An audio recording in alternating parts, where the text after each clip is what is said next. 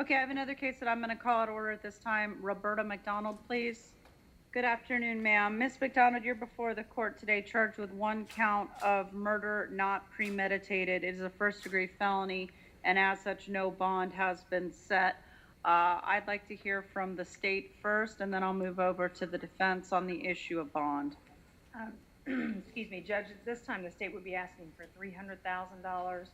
She has a very extensive prior record, some arrests, some convictions. She's been to prison before for at least 3.5 years, 3 prior failures to appear, 5 failure VOPs, 5 prior VOPs. And in this particular case, she did admit to it. She claims it's self-defense, but there have been several versions of the event that have come out. And we found out this morning that this person was not just stabbed once, but several times. So the state would ask for $300,000. All right, let me hear from counsel for the defense. Ma'am, Ms. McDonald, I am going to make a brief inquiry, and then I'm going to turn it over to the public defender's office. Are you able to afford a lawyer, or do you wish to have the court appoint the public defender today? Can you hear me, Ms. McDonald? I'm looking for the court of public defender. Yes, ma'am. I'll appoint the public defender. What's the position of the defense, please? Yes, Your Honor. A $300,000 bond is actually tantamount to no bond for Ms. McDonald. I was here prepared to do an Arthur hearing. The state is not going to ask for that zero bond, and so we don't have to go forward with that. However, $300,000 to Ms. McDonald is basically the same as the court holding $300,000. So based on the information that you have, I briefly went over what the state was talking about. I believe that this extensive history that the state is referring to is probably from the 1980s. Nothing you really see. And those violations of probation and failures to appear must actually extend from those. Nothing reporting that they extend from anything recent. She certainly hasn't, to our knowledge, doesn't have 5 convictions. To have 5 different POPs is very likely. And Ms. McDonald, let me go ahead and make this argument. Although it sounds egregious, I just think that it really isn't. So we're talking about crimes from the 80s. The newest is this 2010 purchase of a controlled substance. That's the recent conviction. So we're even talking 15 years in the past. Nothing as of recent. I don't believe that the state is going to be able to point to any convictions, although she's got the documentation, but I don't believe she'll be able to point to any documentation that indicates for the last 15 years that she has been in any trouble. Obviously, the thing that the court should be looking at when looking at bond is, one, what is the charge? So we know this is punishable by life, and the state is asking for $300,000. However, she has been forthcoming with the police, as you can see from the probable cause affidavit, and I'm just going to argue straight from the probable cause affidavit. A lot of what the Arthur hearing is for this idea is the presumption great.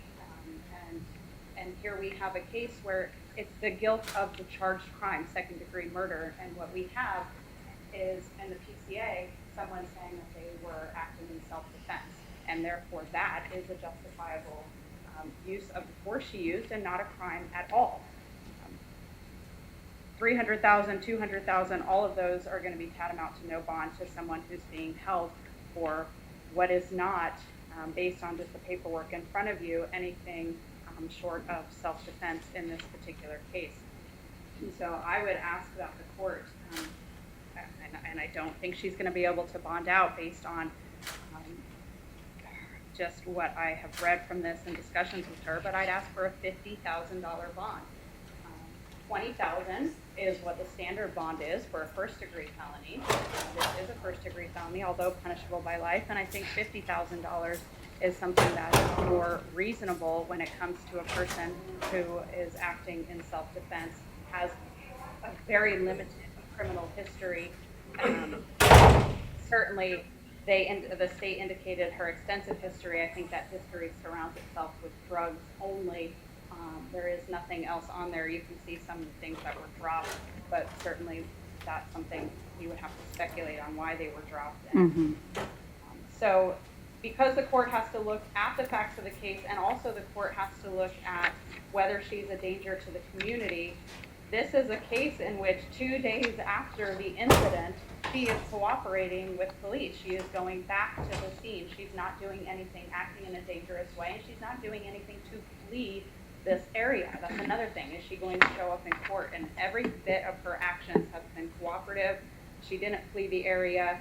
She has spoken with the police, and so I would ask for a $50,000 bond. All right, does the state wish to respond to any of the arguments? I would, yes. As far as her record, there may not be convictions, but she has quite an arrest sheet here, and they are not as far back as the 80s and there are some, but there's ones from the 2000s, 2007, 2010. We have 2 aggravated battery arrests, a burglary arrest, so they're not all drug charges. There was actually an arrest previously in this year. Actually, it might have been a non-arrest, I'm sorry, but there was an investigation of this particular defendant stabbing this same victim previously. Also, I would dispute that she's been cooperative. She left him there on Friday night, Saturday morning, dead, until yesterday when a friend of hers is the one who told someone that he must be in the apartment, and he had been dead for several days. And when detectives spoke to her, she gave several different versions of events about why it was self-defense. So I would dispute whether it's being cooperative or not. How many prior failures to appear? I have 3. And the most recent? I have to look in the record. And while she's looking, Your Honor, again, obviously, both of us can stand here and say what our opinion of the facts are. She's giving inconsistent stories. I think I can easily argue to the court that what she says is consistent. Without watching this video, you can't make that determination. What I have found is over and over again, what is written in these probable cause affidavits is not actually what truly happens in the evidence. And so I'd ask that you take that with a grain of salt in this idea that she told many, many differing stories when her story is consistent enough. All right. And the most recent failure to appear was 2008. Okay. All right. Thank you. All right. I reviewed the pretrial services criteria as far as their recommendations for release. Of course, they are not recommending any type of supervised release, indicating no verifiable address, no verifiable employment, being charged with a violent felony offense, and unable to verify any type of community ties. Combining that with the probable cause affidavit, the court does find probable cause as charged, and I believe that the bond as suggested by the state is appropriate. Bond will be set at $300,000. The public defender has been appointed, ma'am. They can assist you with setting your case in front of the judge assigned to your case to address any bond modifications. Good luck to you. Thank you. All right. Thank you, ladies.